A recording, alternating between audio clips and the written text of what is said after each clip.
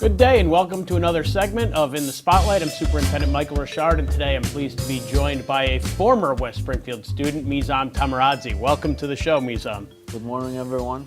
Thank you for having me here. Absolutely, happy to have you. Why don't you do me a favor, bring the audience at home a little bit up to speed about who you are, where you come from, what you're doing right now. Mizam Tamaradze. I'm 25 years old. I graduated West Springfield High School, the old high school, as you would say, in 2012. I came to United States in 2005, so I am an immigrant in a way. Went off to two-year college, junior college. Then after that, I went to Canada and working on my sport management degree there. Good. Well, welcome back, Mizam. So you're an interesting. You got an interesting story to tell, and we're gonna touch on a little bit. But tell me about your experience at the high school. As you mentioned, you graduated in 2012. Back then, I was your high school principal. Yes. But what experiences at the high school, and maybe even before that, best prepared you for your JUCO experience, your junior college experience, and then your four-year program now? Well, I started at the middle school. You know, when I started there, it was very difficult to adjust. You know, making new friends, getting to know people. Once I did that, thanks to the teachers that helped me throughout the way, which I could count a lot. You know, they helped me to prepare for that next step. You know, when I came to high school, it was even more help, more support. Those classes, those extra after school help, really prepared me, because my English wasn't where it was supposed to be, even at the high school. So. Well, you know, you had 7 years of public school experience, and you'll be developing your English language skills for the rest of your life for sure. But tell me what it was like to be an English learner, what that experience was for you coming to West Springfield, and not knowing the language and trying to adjust. Since it was my fourth language, it was a bit difficult, but you know, nothing that can be accomplished when you're young. I thought it was hard for me, but then now I look back and say, wow, it was kind of hard for me, but I can't even imagine how hard it was for my parents. It still is, you know. I know the language. I developed friends, colleagues, you know, but they're still struggling. So you know, they got the best of it. Now tell the listeners and viewers at home about your background. So where you came from, and talk about those languages that you came to the United States already knowing. Well, I was born in Uzbekistan, so it's one language. While there, I took a Russian class, and then from there, from Uzbekistan, came to Russia, and from Russia came to United States. So I'm originally Turkish, like Ottoman Empire Turkish. Right. So that's my root, you know, Turkish. Turkish is my main language, then, you know, Uzbek, then Russian, and now English. Those are the four languages. And maybe you're gonna pick up a little bit of French while you're up studying yeah, in Canada. I picked up a couple of words, you know, important words. I'm sure. Maybe they're not the most appropriate words, though, right? So while you were here at West Springfield, one of the things that I recall was that you were an outstanding contributor to the school climate, always a positive student. But you were truly a standout wrestler. You left your mark not just in West Springfield, but across the state and across the country with wrestling. Tell me about what it was like to be a wrestler here at the high school, and then where that took you afterwards. Well, the wrestling opened the doors I would have never opened academically. You know, coaching staff throughout my whole wrestling career that I still do is amazing. For the ones that, you know, looking for a sport, wrestling could do a lot. Could develop you as a person. You could learn more about yourself. You know, where your strengths are, where your weaknesses are, and work coach helps a lot with that. So that could be something that You- people could do. You took away some championships while you were here. Remind me what those were. With a lot of hard work, I was a state champion here at the high school, and I won all state. I lost in my finals match in New England. After that, I went to nationals. I took 6th at the nation.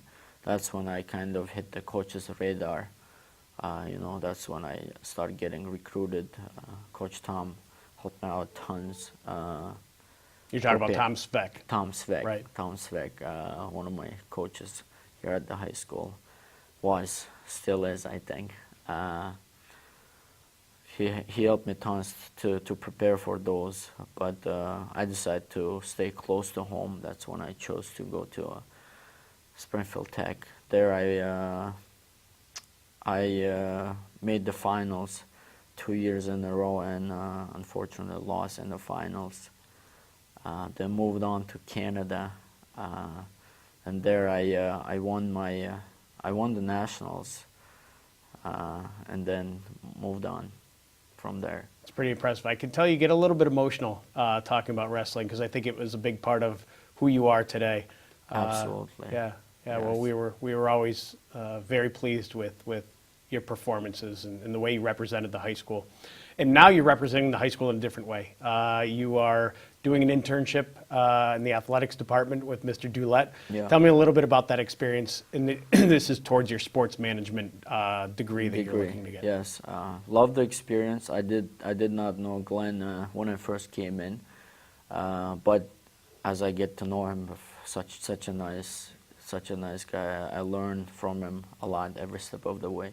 He teaches, in such a great way that even if you're not a good learner, you would pick up some really good tips, as a human and professionally, as an AD. Oh, good. So very, very, very lucky, and I'm back at where I started. My principal, my old principal, my teacher still here at school. Right. I'm very happy where I am.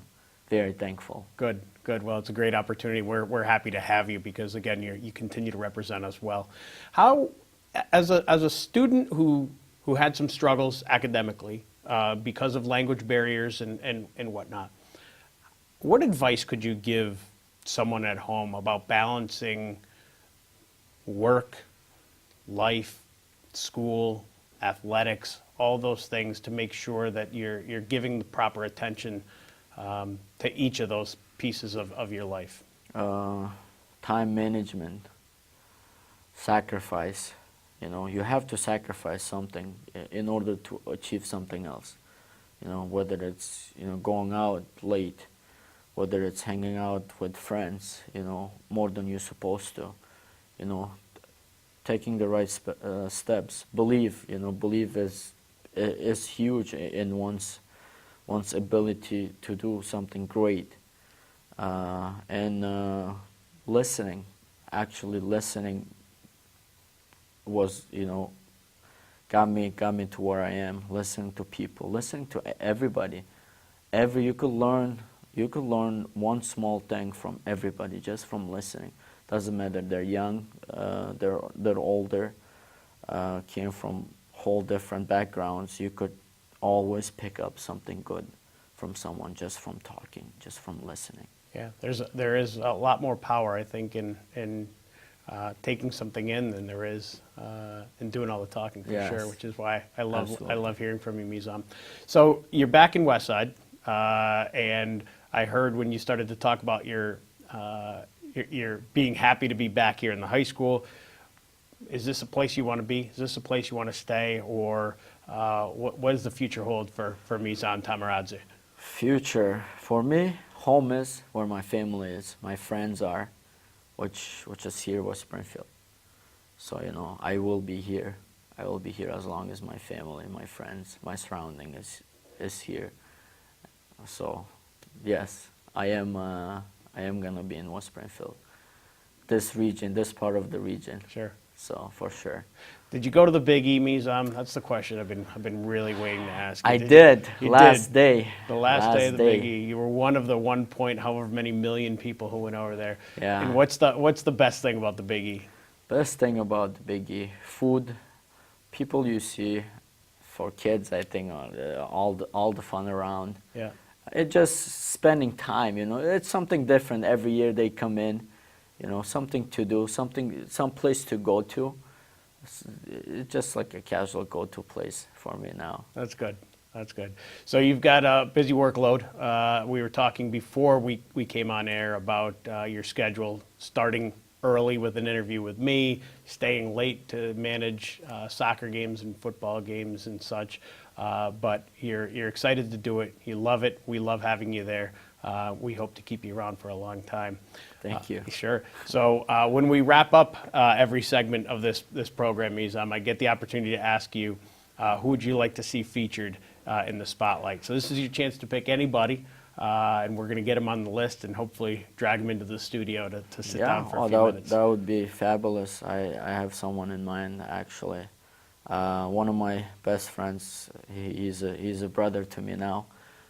Cameron Lachinov. He graduated. I don't remember the exact year, but he went on and still doing great things in his life within this community. He won a belt in fighting.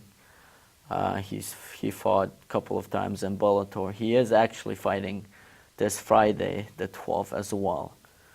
So This is MMA. it's MMA, yeah. Okay. All right. MMA. Whatever you do, don't put me in a full Nelson before we leave the studio, because No, I may not absolutely survive. not. But he might do when he But comes he might. in. Well, okay. Well, I'll have to Yeah. have you by my side to make that Yeah, happen. for the protection. Yeah. Good. Well, we'll look I forward usually to. stay with him, you know, for the protection. Well, you do make a good bodyguard. Mizam. Well, we're glad you joined us for another segment of In the Spotlight. Again, I'm Superintendent Michael Richard. It was my pleasure to be joined by Mizam Tamaradze today. I look forward to seeing you another time. Thank you.